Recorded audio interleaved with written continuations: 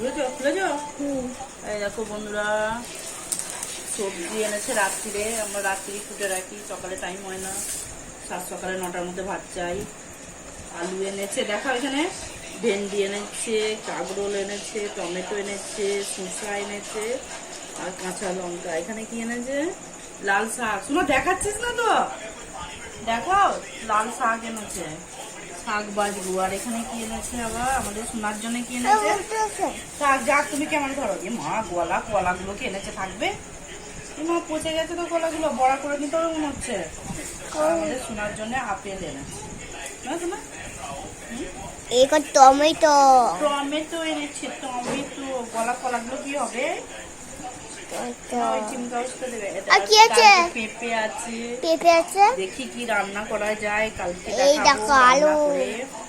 আলু দাও না, কলা গুলে গেছে। ছুঁচা।